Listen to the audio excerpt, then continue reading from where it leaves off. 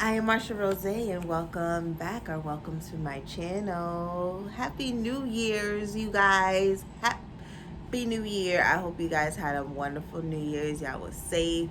Y'all got drunk. Whatever y'all did, I hope y'all had a good time. Me, I was sitting under the table with my best friend eating 12 grapes. That's what I was doing, manifesting for 2024 that I would get everything I wanted and needed.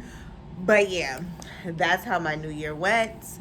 I am here today because I am sitting on my red comfy chair. So that means that I have a little bit of a story time for you guys. Someone has said that they really like my story time. So I was like, you know what? I'm going to start doing some more story time. So I have a story time. So my story time. Oh, wait. I rewinded back.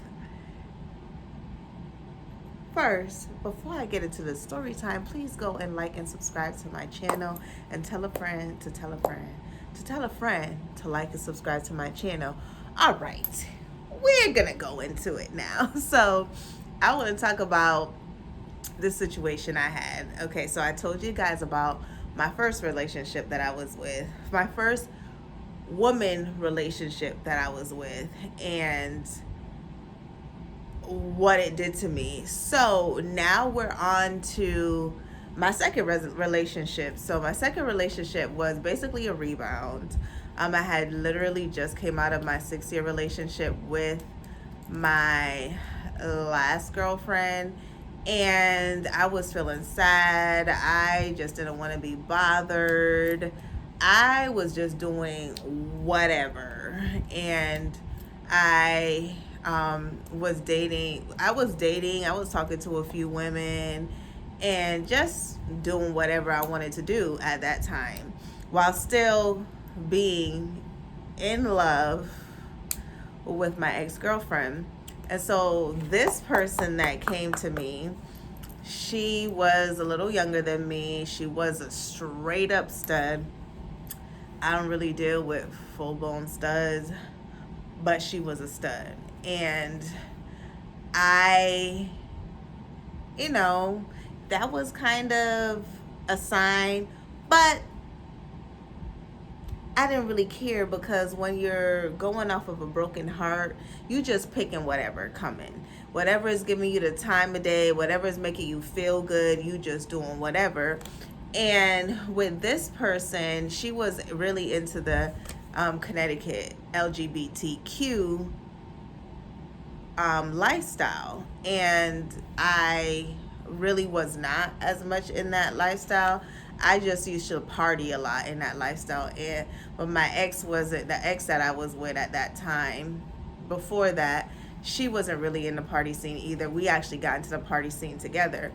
But anyways, that girl was really into the party scene together. We used to go to this club called Divvy's. That was a club back in the day in Connecticut where we was dancing and have a good time. Those were the days.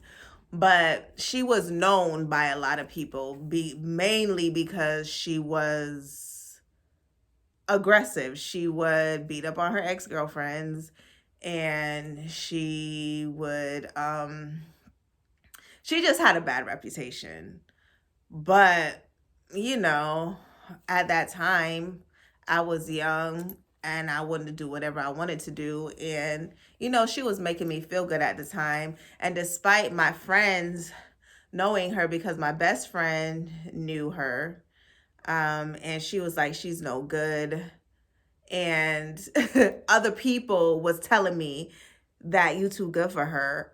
But I was like, you know what? Right now, she's making me feel good. So I'm going to take the bait and I'm going to continue on this journey. And at first I was like, you know what? I'm not going to really take her that seriously because, whatever. So how we met was she started liking like all my pictures on Facebook and just commenting on them, and it was making me feel good. So I was like, ooh, I think she liked me. And I was just taking it all in. And then she finally came into my inbox and she was like, "Hi, da da da da da, da da da da da da da da da da." And so I gave her my number. And when we got each other's numbers, she was calling me. And when she called me, she would like always talk to me.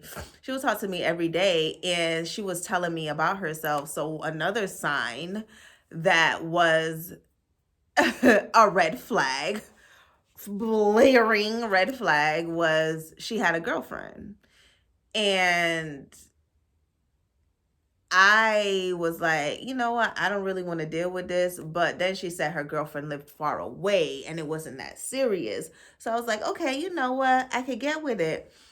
And then another thing was another red flag that was like beep, beep, beep, beep, beep, was she was in a halfway house. So I'm a good girl from the suburbs, don't really know about violence and crime and, things like that. But you know what they say, when a good girl loves a bad guy, it becomes crazy. It's just a dangerous thing. And Lord, was it dangerous. So I still continue to talk to her because, like I said, my heart was broken and I just wanted a feel good drug at that time. And she was my feel good drug. She was making me feel good. Like she'll make me feel like I was beautiful. She will always contact me all throughout the day. Of course, because she ain't have nothing else to do. She was in the halfway house. What was she going to do? But call me and be on the phone with me all the time. So it was something that I enjoyed, especially coming from the relationship I was in where my partner had just cheated on me and I felt like I wasn't good enough. So there comes a person that made me feel good enough and I took it. So I didn't get to fully meet her until I think I started talking to her probably in like May or June. And I met her in July. At this time, I was working at the museum, and she actually came to the museum to see me. She had gotten some time off, so she came to the museum to see me. And Lord, was I submitted to tend when I seen that girl coming. I was sitting across the street at the museum and she was just coming across the street looking all, ooh, fine. When I tell you, she had swag. She had BDE all over her. She looked like she was going to put it down, put it all the way down on me. And so I wanted it all. I wanted it all. I desperately needed it all. And I I fell for it. Not only was I smitten by the conversations that we were having, when she came looking the way that she did, mind you, all she had was a plain white beater and some great pants. But the way that she walked across the street, the way that she moved with the swag, she still got all that swag now. But let me stop talking about it.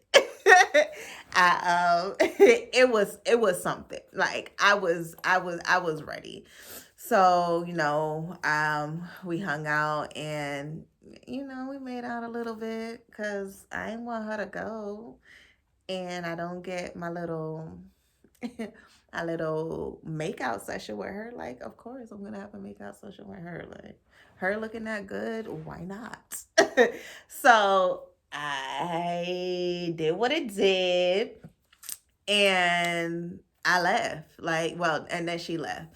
So when she left, she you gonna talk about the experience and stuff that you had with each other, and we just end up like talking some more. And then, like, around my birthday, she asked me on a date.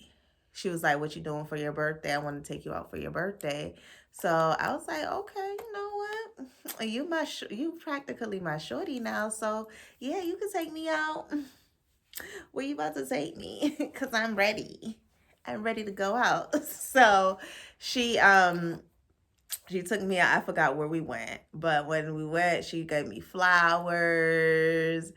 It was just a fun time. She's a fun person. So I had a good time with her. Like, she made me laugh. She was a good time. So we had a great time. We didn't actually do the do yet at that time, but we did a little something. I got a little bit. I was supper. No, I was desserts. Okay, so and it was exceptional. Okay, it was exceptional. So that happened, and we continued to talk, and now we're in August. August is my birthday, and she's still in the halfway house. She wasn't able to come out for my birthday. She was able to come out during the day, so I hung out with her during the day, and that's when we finally did it. And when I tell you, it was fireworks. It was what I thought it was going to be, and I enjoyed every minute of it. And yeah, so that's what happened. And ever since that, we were just like inseparable. Anytime she had a time off for to be with me, she was with me. We were getting hotels. um yes, no, wait, we were getting hotels and stuff like that. And so in in late August, her girlfriend finally uh comes from where she was living at. And I'm like, so what are you gonna do? Like, how are you gonna do this? What's gonna happen? Like, what do you want to do? So she ended up, when the girlfriend came, she spent time with the girlfriend. I didn't really take it as anything because I didn't really feel like we were in a relationship yet. So she was doing whatever she needed to do with that situation because that was her girlfriend. So she ended up having spending her time with her girlfriend, and she told her that she didn't want to be with her anymore. She did tell her about me because the girl asked about me because my ex wasn't making it. My ex wasn't hiding the fact that she was liking somebody else. So she ended up she ended up admitting to her about what was going on. And it was a sad situation. And i i was i was I don't know how I felt, to be honest. I didn't really care because I felt like, oh, you live all the way here and she lives all the way there. So you're better off with me anyways because I'm somebody that you can see more often and be with. And at that time, I was just like a cocky ass Leo. So I was like, whatever, like you doing that to her, I'm a better option from her anyways. That feeling that you get, that cocky thing that people be feeling like when they think that um the girlfriend that they have ain't better than them. So I was thinking, well, I'm better than her, so whatever, she's better off with me. So that happened, and she broke it off with her, and it was a whole thing. They got in a physical altercation. When the physical altercation happened, her and I met up. She told me about it. It was just crazy. I had to console her. I was there for her, or whatever, while she was going through whatever it was. And I just really like started to feel uneasy at that point. So once that was done with, she her and I, now we're official because now we can be open with our situation. So now we are open and we're out.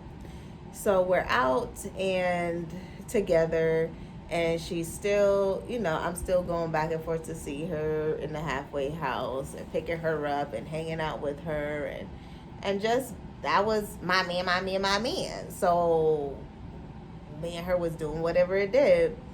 And it was September, I think, was I had gotten I had rented a room with this girl that was that I had known, and I had rented out one of her rooms, and I was staying there. So I was able to be with my girlfriend even more at this time, and she was it was almost time for her to exit that halfway house, so she was spending more time with me.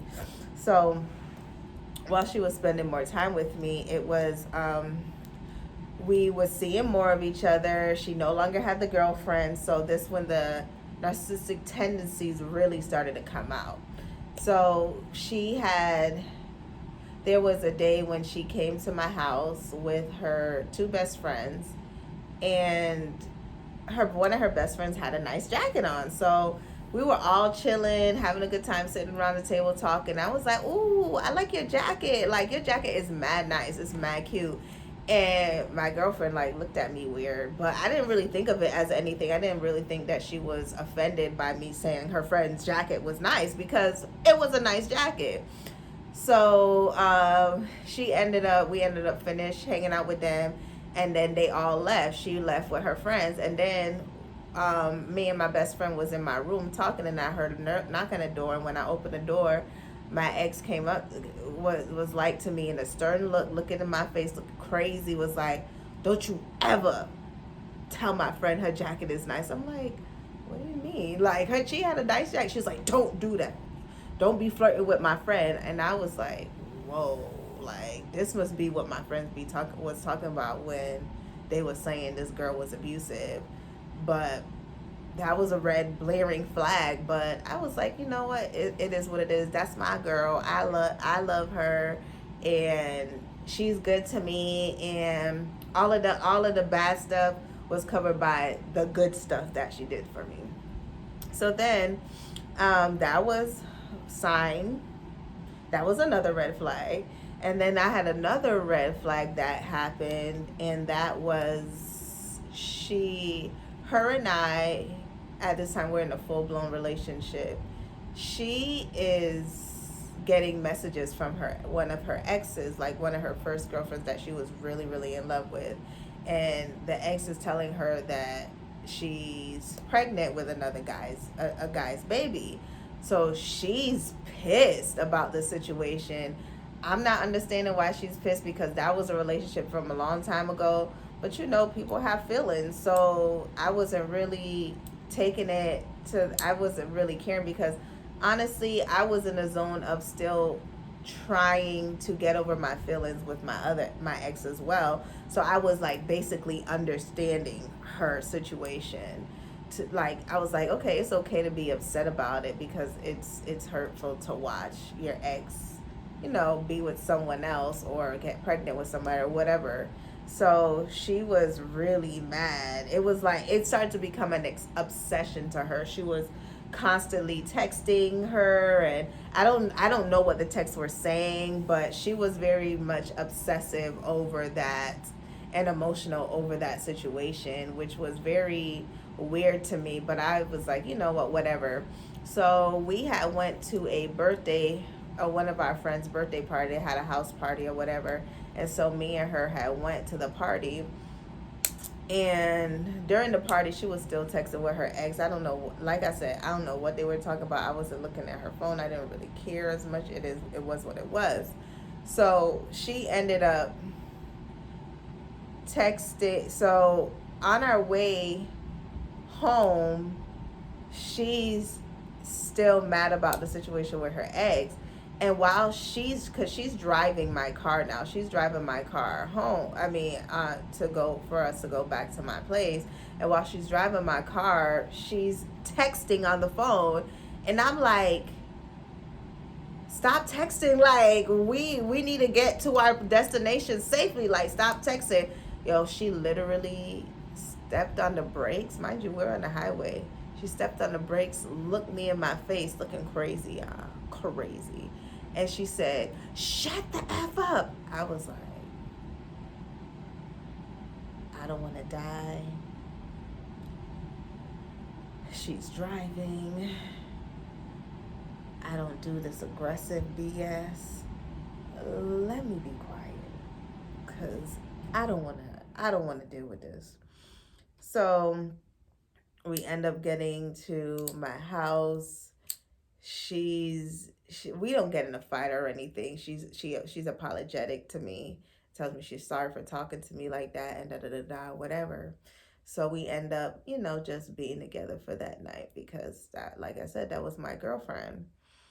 And that was like September. And like October, was it October when she came out?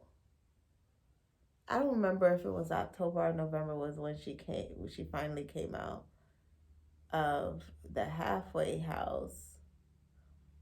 And I, like I said, I was still living at my place, but then I ended up getting into it with the girl that was my roommate. And I was like, you know what, I'm gonna leave. So at that time, I didn't have anywhere to go because before I moved into that place, I was staying with my aunt, and I didn't want to go back to my aunt's house, so I didn't know where to go. So she told me that asked her mother, and her mother said that I could stay at her place. So I ended up staying at her place, her mom's house, and yeah, she had to be out by then because her and I were staying there together.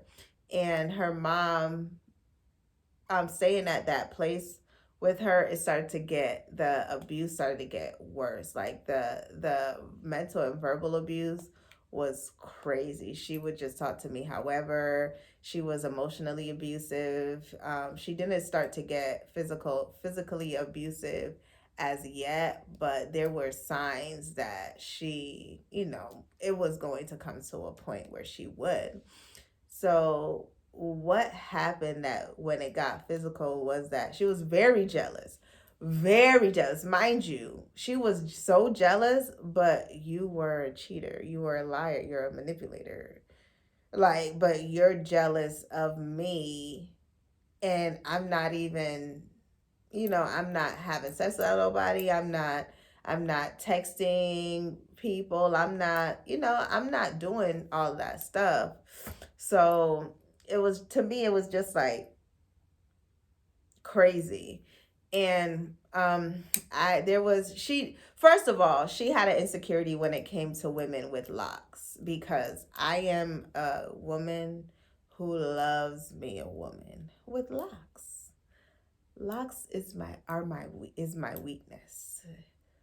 A person with locks is my weakness. Okay, let's scratch that. And she didn't have no hair, so she was always intimidated by women with locks. She always felt like I was gonna leave her or cheat on her with someone with a stud with locks. At that time, I didn't really like studs that much, so I don't know why she had this thing when it came to studs. But she was like that was her that was the type of people that was intimidating to her. So there was this girl, like her, she was a fine stub muffin, but she didn't live in Connecticut. She lived somewhere. I don't remember where she lived, but she was fine. And I had posted a picture. It was a sexual picture. It was and so her and I were talking back and forth on the post about the picture and just just BSing. We weren't flirting with each other. We were just BSing on the picture. And my ex had seen it, and when she had seen it, she got mad. She got mad, and she was crying and cussing me out and saying whatever. And at that time I'm like, whoa, this is some emotional ass shit. Like, I don't really know how to deal with this. I don't know what to do with this girl acting this emotional, because with my last relationship, my ex was an insecure. Me and her did a lot of BS while we were together. We didn't we would just bullshit and flirt with people all the time in our last relationship. So to me, when it came to the relationship that I had with the new person, I just was like, you know what? I didn't think of it as any way, but she was very jealous and very emotional and very insecure. So she was just spazzing out on me about me, you know, going back and forth having a conversation with this girl. So when I finished, so then I was like, you know what, I'm gonna take it down. So I ended up deleting it off my page. And when I deleted it, I posted another post. It was basically a petty post. And when I think about it, I should have never done it. But I was young, I was petty, I was a bitch. So I didn't really take it as anything. So then it was basically a person crying, and because I was making fun of her crying about a situation that she shouldn't be crying about, because to me it wasn't that serious, but to her it was serious, and I should have took that in consideration. But now I know. Then I didn't know. So then she scrolled in her phone and she seen that I posted it, and it became World War II. World War II in that bitch, in her mother's bed. She gets up slowly, she looks at me and starts swinging. Me, I am what you call it. So I'm just blocking all the swings so she doesn't get me, so that she doesn't get a good hit off of me. And she's tiny. So to me, it was like pretty easy to wrestle her off of me, to not get any blows, like good hits off of me. So then after she like calms down, that I think, I'm like, nah, bruh, this is not how I want to live my life. I don't want to be in another abusive relationship. I'm getting up and I'm leaving. So I'm saying all of this stuff to her, and I'm getting up. I go to the closet to start to take my stuff out. I'm faced this way, and the closet's right here. And she all of a sudden comes around the corner. When she comes around the corner, she's just staring at me. And then all of a sudden, I see stars. I see literal stars. She punched me right here, y'all. Right next to my soft spot. She punched me right here. And that's a punk move, too, because you punched me when I was off guard. Like, if I was on guard, you would have never been able to hit me like that. But she hit me off guard. That's how she was able to get that hit from me. And I looked and I was like, yo, you really punched me in my eye, bruh. That's all. And she didn't hit me again. It was just that one hit, and then she was done. I guess she felt satisfied because now she's gonna leave a bruise. And she caught me in my eye, and it's so crazy because I never thought that she would do that to me. I heard about her doing that to other people, but I never thought that she would be able to give me a black eye. Like, mind you, I told you, like, my first relationship, I had gotten in fights with her. She's never given me a black eye. It's been crazy, but she never gave me a black eye. And you, man, within the 6 months of us dating, you give me a black eye. And I just start packing up my stuff. I look in the mirror. When I look in the mirror, it's like starting to swell. But usually with black eyes, they don't get bad. They don't really show bad until like the next morning. So I'm packing my stuff up and I'm starting to put it in my car. And she's like, I'm sorry, don't leave. She's taking my stuff out the car and putting it back in the house. And it's just like a back and forth thing that I'm going on with her. And it's just crazy. And I'm just sitting there in my car and I am crying. I'm like, I don't know what to do. I don't know where to go. What am I going to do? At that time, I had no place to go. I could have went to my parents' house, but I wasn't talking to my parents because, homosexuality, Christian parents, not a good mix. And then on top of that, I didn't want them to see me with a black eye. Like, who wants to go to their parents' house who are already against their sexuality to say, oh, my girlfriend hit me in my eye, and can I stay here? Like, they would have let me stay there, but I didn't want to do that. So I'm a very prideful person. So I just didn't want to have to go through that. So she was my only safety net. My girlfriend was my only safety net at that time. So I cried. She sat in the car with me. She was just consoling me. I'm like, yo, and I'm just still in disbelief that you really hit me in my eye. You really gave me a black eye. this is crazy. Like, why would you do that? And then she's just really saying she's sorry, she's sorry, she's sorry. And it's so crazy that saying that they say what the same person that hurts you can also be the same person that heals you, especially when you're in these toxic relationships. It is, excuse me, my bad. It is so true because I felt like I didn't want to be anywhere else besides in her arms because I felt like that was the only safe place right now at this moment. Like I felt like okay, she already got this hit from me. She's relieved. She's not gonna do it again, and I will be fine. And that was the first time that she put her hands on me, and it did not stop there, y'all. It did not stop there. That relationship did not. There was a lot. There's a lot of more toxicity after that. But this video is always already long, and I do want y'all to come back to get some more juicy information. So I am going to stop it right here and come back next week when I will tell the rest of my story. But anyways, thank you guys so much for coming to my TED Talk.